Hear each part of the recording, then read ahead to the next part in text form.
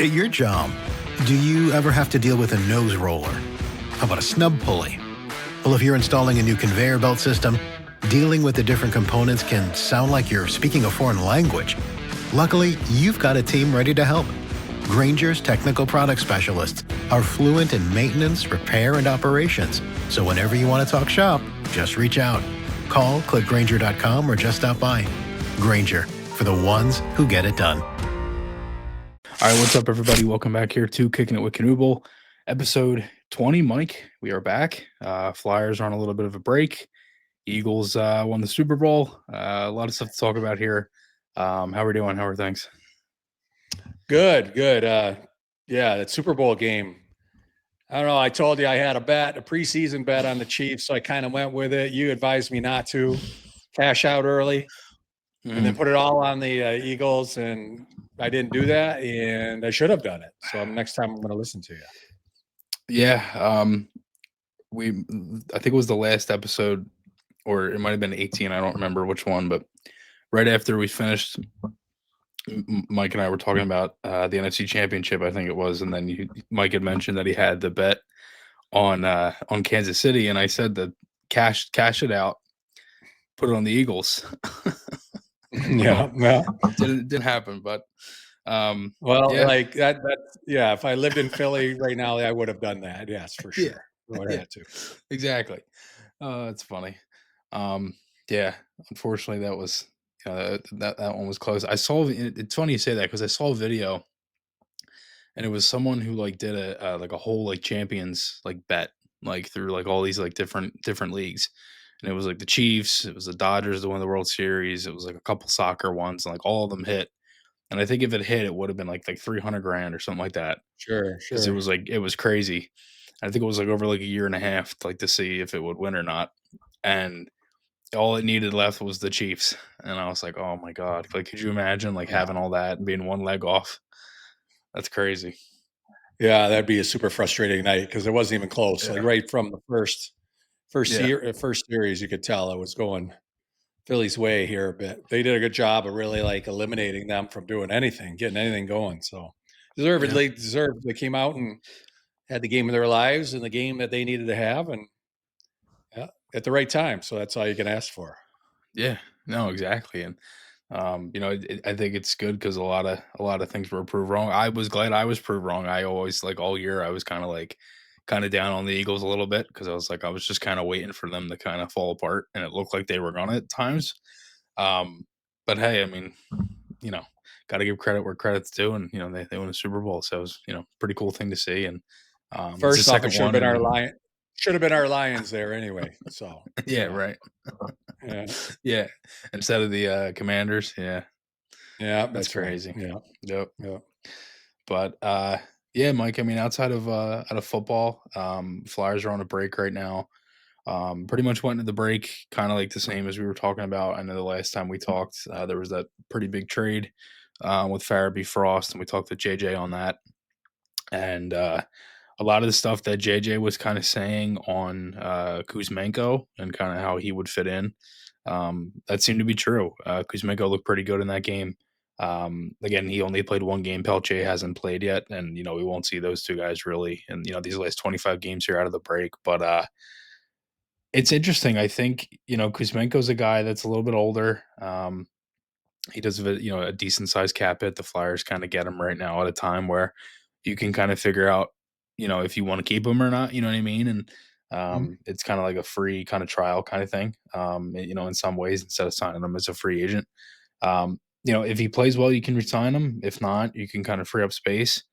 I'm kind of at the I guess for me, like I look at the last 25 games, like if he plays well, I wouldn't be opposed to signing him to like a 1-year deal kind of thing. Cause like I don't see the Flyers next year like kind of being in that range of like competing and whatnot. I mean, unless, this summer is they just make some crazy moves and stuff like that, right? But like as of right now, they need goals, they need talent. And like I don't think he would cost a ton of money. And like if he enjoys playing with Michkov, it's one of them things that could work. I don't know. I'm not sure how you see it, but that's kind of where I'm at right now with Kuzmenko at least.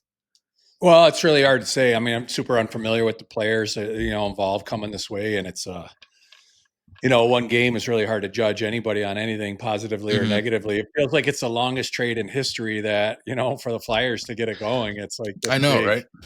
Yeah, it's a good thing you're not in a real emergency time here where you need bodies or you're up against the calendar here a little bit, but it just seems like it's just taking forever. And obviously with the break in here, that makes it even worse. So I feel bad for the two players involved here that are, I don't know, on vacation or wherever they are with their old teammates probably, or with whoever they're with, and kind of waiting for, to get started with your new team is always kind of a little bit frustrating, but, tough timing in the schedule for them. But again, it's probably, like you said, you were talking about, it's kind of a low risk trade for them. Hopefully you pop and you get something good that you want to see a little bit more of, but, and if it's something that you don't feel like it's in the plans moving for the future, and with them out as much cash as it would take, then you can find something to do with them. So, Right. I guess it's got to let it play out a little bit, obviously. Yeah.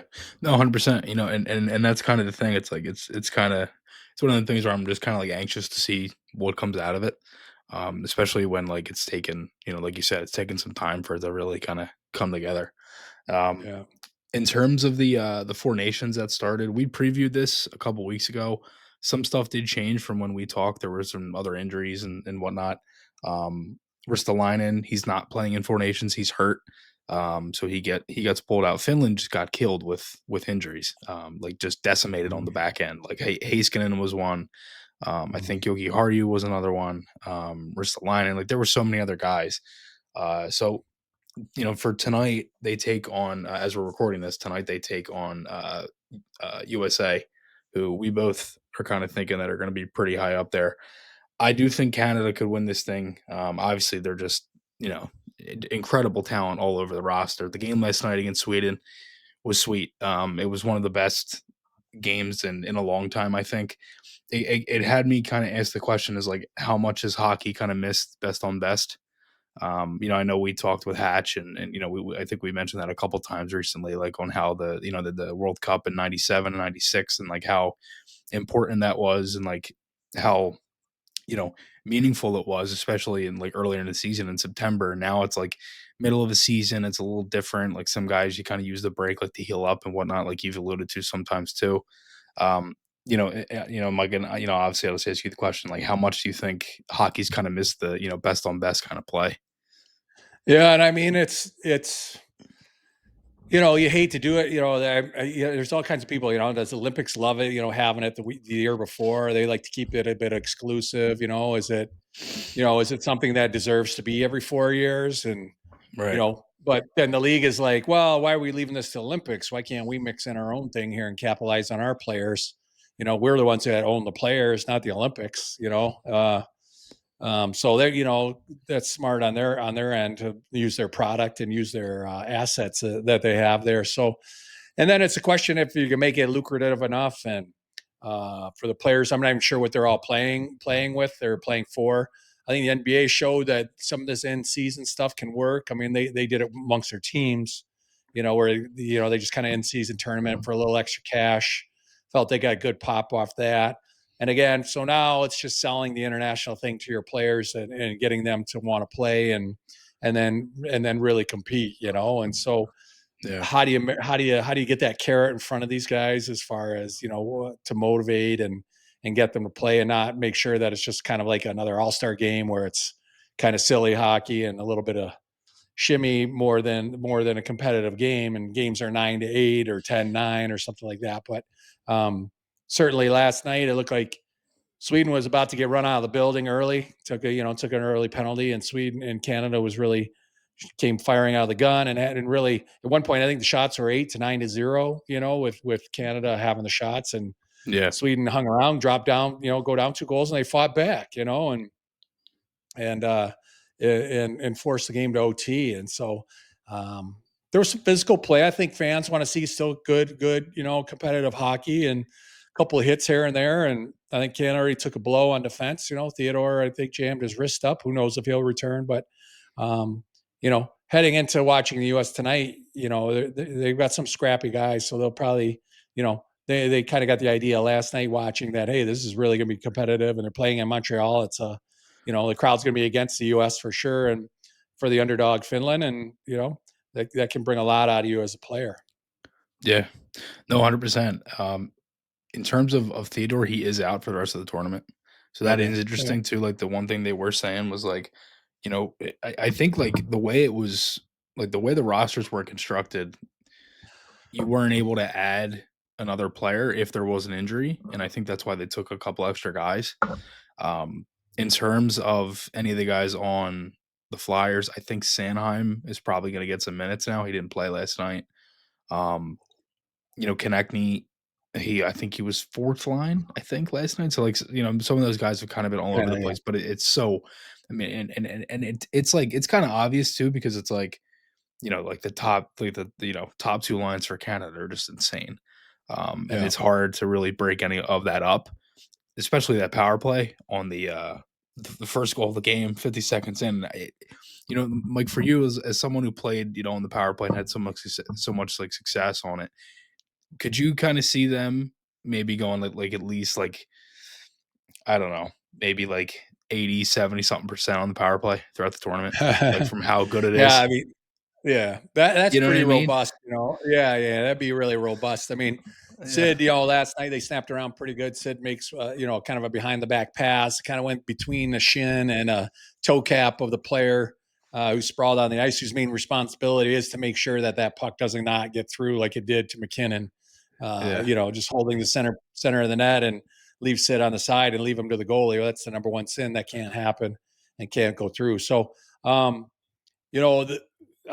strong power play will do wonders in these tournaments, right? It's like my international experience when it's a 7 to 10 day window, or like 8 to 12-day window. It's like the power play is either going or it's not. It's really hard to get it going and restructure, and you have so many weapons. It's like, as long as they feel like they're going to be moving the puck around and somebody will actually shoot it, like and that's a big thing, is like they can make all these passes, and maybe even McKinnon wanted to go back to Sydney, Right. but for Canada, they're happy he shot it, right, and the instincts take over. But you're almost, in some of these games where there's a ton of good players, it's that to be too unselfish can lead you into just as many problems, and Yeah. trying to It's a good force plays and trying to hand it back, to a guy. So for Canada's PP, as long as they're going to move around and shoot when it's supposed to be shot, then it might be all right, Yeah. Yeah, no, 100%. I mean, and think about it, like the guys on it, and Reinhardt last year, who scored 50, he's probably the Yeah. worst player on that, which is Right, no right. disrespect to Reinhardt, but it's just, it just shows how good it is and how deep they are. Um, yeah, no, go ahead. No, I'm just saying, yeah, that's a great example. He's like kind of like an extra guy on the lineup, and Yeah, here's a 50 goal scorer. That's the extra, like, quote unquote, like kind of the extra guy, and scraping for minutes. Konechny was a little bit of an extra player there too, right. and that's part of the rub of being in these tournaments, is that you're so used to being the guy, the 22, 23 minute guy, and you get to these and you got to change your role. So um, that when you're doing that as a player, it's just easier, just accept it. And there's conversations, and John Cooper, super rational guy to talk to. He's a great personality dealing with these guys, and probably half apologizing, saying, "I'm sorry to do this to you, but it's kind of where we are." And Right. like, again, you don't want to bring a guy in and have him feel like he's wasting his break. The coaches know this is a very important time for players, and um, if they're going to sacrifice their break here with their family, and when they, some could really use some time away, that they want to make it at least, not super painful, even though you have the pain of not playing a ton or whatever, but they want to make sure that you enjoy yourself, having fun, you're involved, and you know, you're not just some extra piece, when you could have easily said no, and had the time of your life for the last for the next 12 or 14 days. Right. Yeah, no, 100%. And especially too, like it's kind of reminds me a little bit of the World Juniors.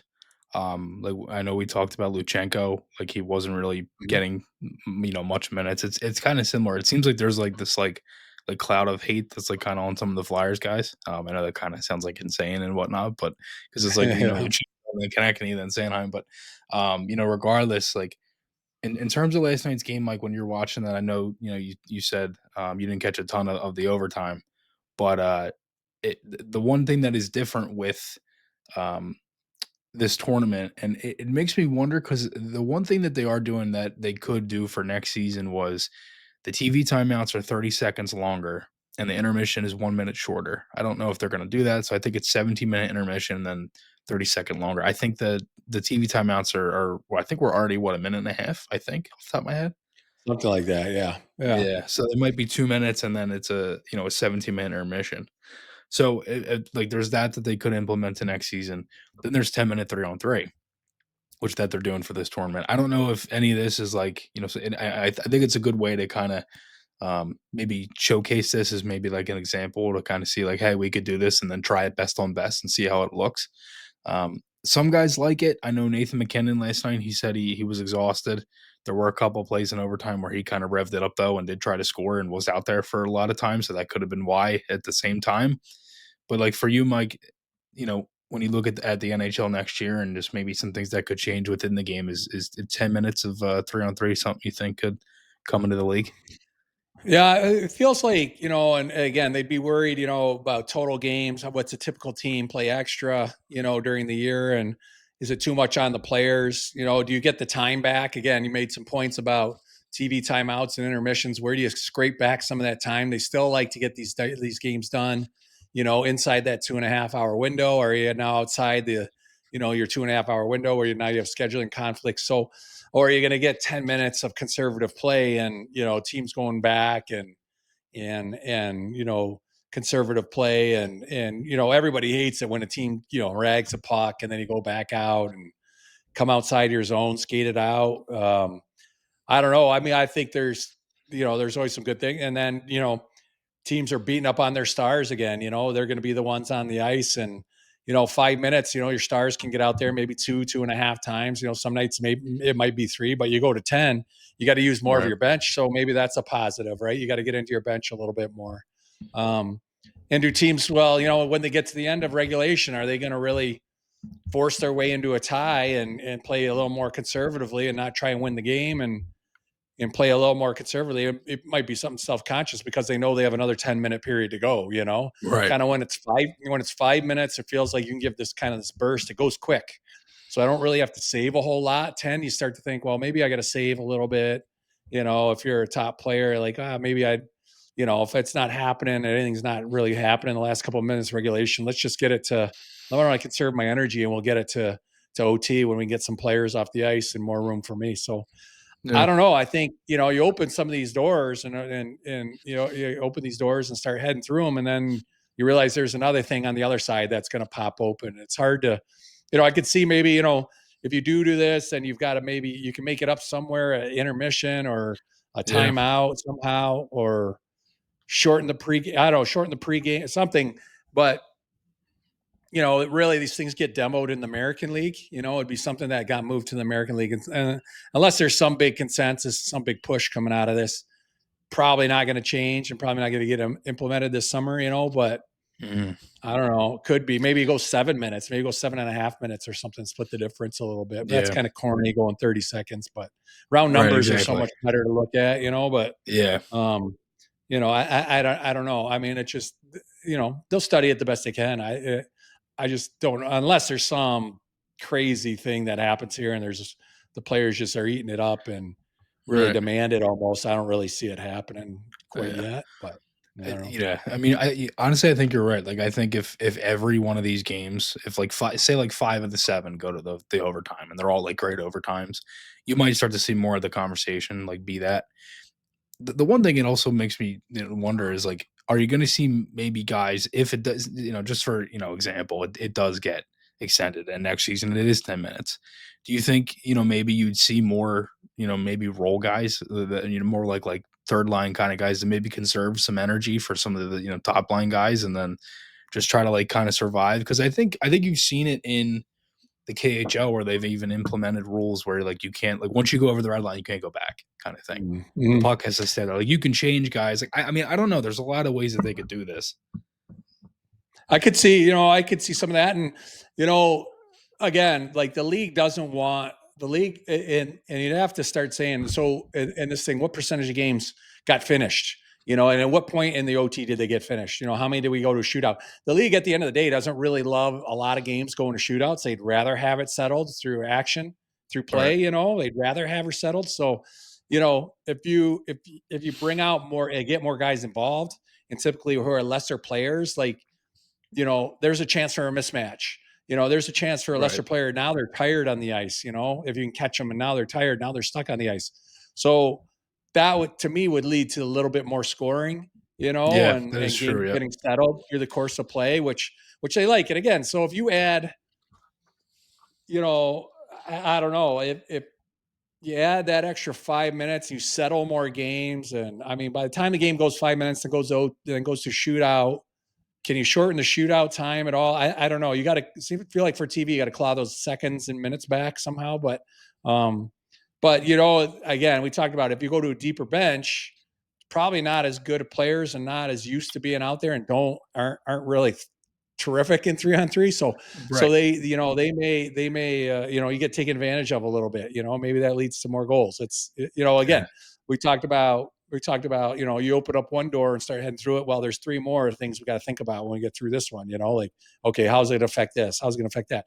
And some of this, again, you don't realize, and you really don't go through it till you implement it in the American League or the East Coast League and let them try it. And then, kind of track the results and see what the general trends are, and so I don't know. It's certainly an interesting conversation, and probably the league's probably ready to do something in the next while, like, we're going to need to tweak things again here. And whether it might be, no bringing it back over the red line, or, you're not allowed to change, or you can't change, or whatever. Again, they're going to figure out ways to try and get some more goals scored in OT.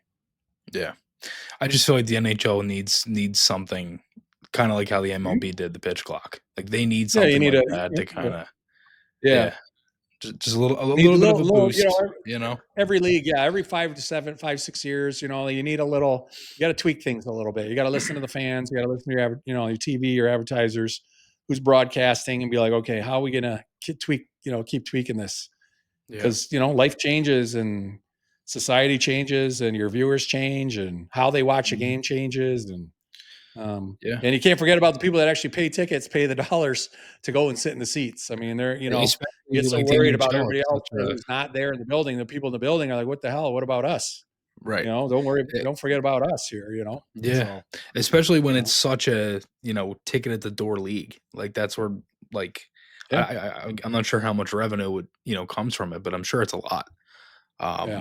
So, but, I mean, moving on, we got a couple fan topics here, Mike.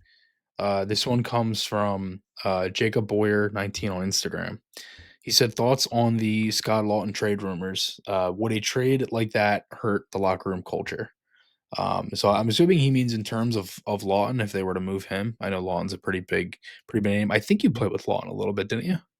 When I signed that quick year, he was a young player, and he was just kind of getting his feet wet there. But I know. I mean, it does. But again, it's, if you feel, again, there's going to be, you try and make a trade, excuse me, try and make a trade, and you weigh the pros and cons, and some of that stuff's got to outweigh, and some you're not sure how it's going to play out. But, moving a guy who's great in your locker room, certainly makes you think twice about it, makes you think harder about it. You might be like, oh yeah, I really, your knee jerk is, okay, we can get this guy for Scott Laughton. Well, let's do it. And then you can say, whoa, like, let's back up here.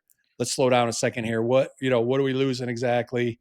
Is it something that, that Konecny or somebody else who's on their way up, is this something that they might be able to step into, and have learned from Scott, so it would. I mean, guys would get over it. It would, but you got to weigh the pros and cons and be like, it's like the trade is player for player, player A for player B, but then player B's also got, this and adds this and this, and you got to decide if it's worth it. So it's always hard to say, and you basically sometimes you just cross your fingers and be like, we're pulling the trigger, hope this works out. We think we got faith in some younger guys that we've committed to, and maybe it's their chance to step up. Yeah. No, I mean, I honestly, I think you're right. Like, I look at it in two ways. It's like one side of it is like, yeah, it probably could hurt the room in some way. Like, and you saw that with the Frost and Farabee deal and like how much that kind of Mhm. hit the room a little bit. But at the same time, I think it would be kind of weird for a guy to like, especially like a guy on the team now, to like look at the team and kind of look at where the Flyers are and kind of get like, I guess like kind of like too comfortable with that room and Right. essentially like, I mean like I feel like it would be kind of hard for, some other players and other guys like to look at the Flyers and be like, yeah, like obviously like moves are going to be made. You know what I mean? So like, Mhm. honestly, I kind of feel like fans are should probably look at it the same way. Like, don't kind of get married to like one or two guys. I mean, unless it's like Yeah. obviously like Michkov or Konechny or something like that. Like guys that are like pretty obviously they're not going to move on from. But I don't know. It just Right. kind of seems like one of them things where it's like, you know, at the same time, I'd rather them, try to be a competitive hockey team. And if you have to make some tough Sure. decisions, then that, Yep. Yeah. that's Tough. kind of what's going to happen.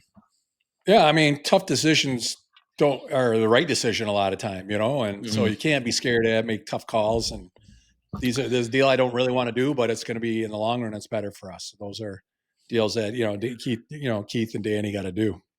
Right. Yep. Yeah, no, 100%. And then just one last one here, Mike. This one is from Bad Cheese Man on Twitter. He said, "Can the Flyers get rid of Couturier?" I'm curious to what you say about this one. He said 7.75 million per year through 29-30 for 8 to 10 goals a year. Ouch. For me, Mike, I'll start with the Coots thing, and then I'll let you kind of round this out. Like Coots to me, I don't. And I understand it from a fan standpoint. Like when you look at the contract and you look at the production, and obviously it's tipped off. I think it's very clear Couturier isn't the same guy. At the same time, I don't think the Flyers would be smart to move a guy who's your captain, b a guy who I think outside of Scott Laughton right now is the longest tenured Flyer. Or at Laughton, or he actually might be longer than Laughton. In terms of Coots' production, I do wonder if the Flyers were to make a change in terms of coaching and whatnot. If something does happen this summer, I do wonder, where Coots kind of slots up in the lineup. The past couple of years, he's kind of been down in minutes and whatnot. Um, and I don't know. I don't necessarily look at it and like love the idea of moving Couturier. I know the contract is a little bit rough for when it was signed and whatnot. But I feel like also the other thing you have to understand is like with all the cap numbers that just got, announced in the past, I think it was like 2 weeks ago or something, and how much the cap's going to go up and how like, essentially like your $8 million contract is going to look like probably 4.5, 5. Like that's going to be a Mhm. pretty big bump. So I don't know. It just seems like a kind of like a knee jerk kind of thing. I don't know. I'm just curious what you think about it.